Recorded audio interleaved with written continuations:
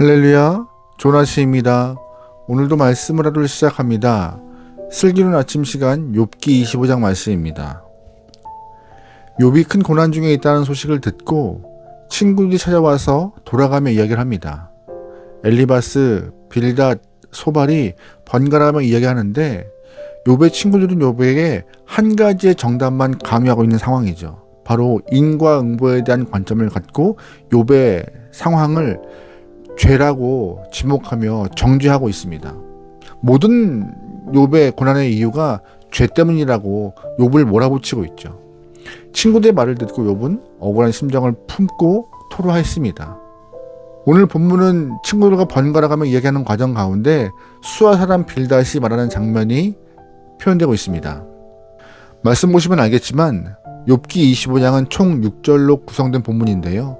욥기 중에 가장 짧은 본문입니다. 그렇다면 왜 빌닷은 이전까지 길게 이야기하다가 오늘 본문은 짧게 이야기했을까요? 더 이상 욥에게 길게 말할 가치가 없다라고 느낀 것입니다. 심지어 이 이후에 소발은 말도 하지 않아요. 더 이상 말해줄 것이 없다는 것이죠. 그만큼 친구들은 답답함을 호소해요. 왜 너는 너의 죄를 인정하지 않느냐라고. 이해하지 못하고 납득하지 못하고 또한 귀를 막고 있는 욥이 더 이상 대화 상대가 안 된다고 느낀 것이죠. 오늘 본문을 통하여서 빌닷의 짧은 말을 보면은요, 하나님의 정의만 있지 욥의 상황을 고려한 내용은 전혀 없습니다.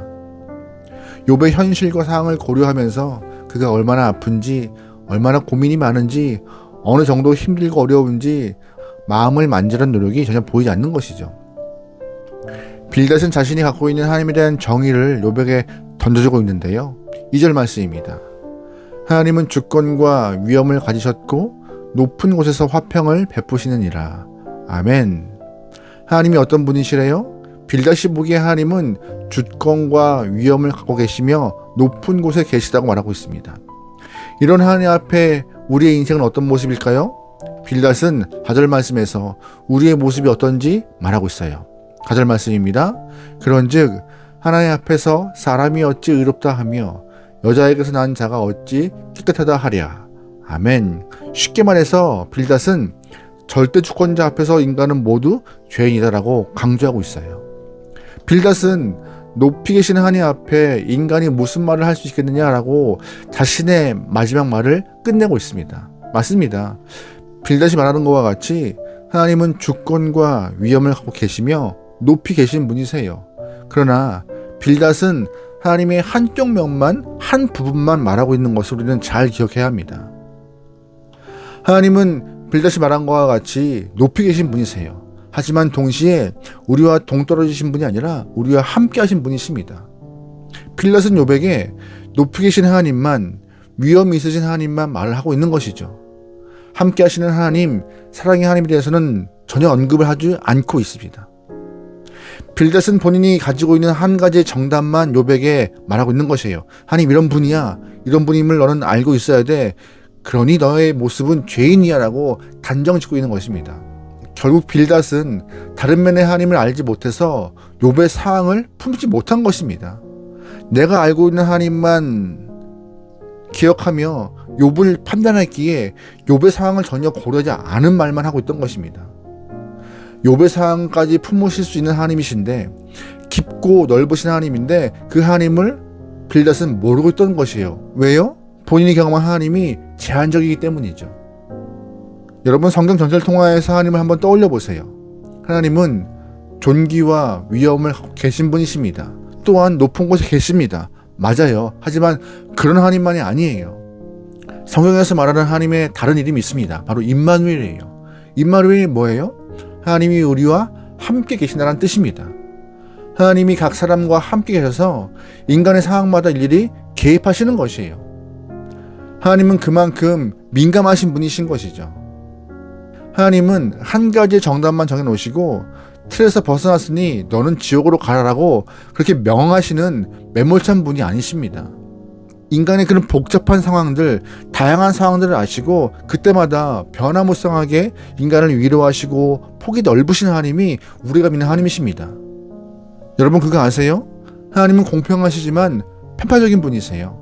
모든 사람을 사랑하시는 공평한 하나님이신 동시에 고아와 과부에 대해서는 묻지도 않고 따지지도 않고 사랑과 은혜와 긍휼을 무조건 베푸시는 분이십니다. 예수님은 어떠세요? 예수님도 편파적인 분이세요. 예수님은 창기나 세리들에게 더 많은 사랑과 은혜를 베푸셨던 분이세요.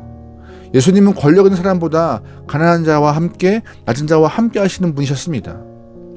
우리가 경험한 하나님, 우리가 믿는 하나님이, 우리가 믿는 예수님이 이런 분이세요. 높은 곳에만 계셔서 인간의 상황에도 흔들림 없는 감정을 갖고 계신 분이 아니라는 거예요. 오늘도 하나님 앞에 나와서 하나님 내 상황이 이렇습니다라고 아른다면은요, 하나님은 우리를 찾아오셔서 위로하시고 손잡아 주시고 일일이 세우시며 힘을 주실 분일 줄 믿습니다. 더 깊은 하나님, 더 넓으신 하나님, 더 높으신 하나님, 더 크신 하나님을 또한 낮고 천한 곳에 직접 오셔서 우리에게 사랑을 베푸신 하나님을 여러분 경험하기 소망합니다. 하나님은 그런 분이세요. 여러 성품의 하나님을 경험하면서 하나님의 넓으신 면을 다 알기 소망합니다.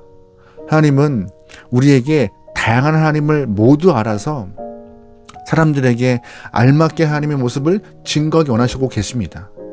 그러기에 오늘 우리의 삶에서 폭넓은 하나님의 사랑을 경험하고 또한 폭넓은 하나님의 마음을 좀 알아가며 우리 또한 그 하나님의 마음을 전달할 수 있는 귀한 영혼 되면 좋겠어요. 우리가 알고 있는 하나님이 하나님 전체의 모습이 아닙니다. 하나님은 말씀 안에서 다양한 하나님으로 보이고 계세요. 그 하나님을 우리가 매일매일 삶에서 경험하고 경험한 하나님을 나눌 수 있는 넉넉한 하나님의 영혼 되기를 주의로 축원합니다. 아멘. 기도하시겠습니다.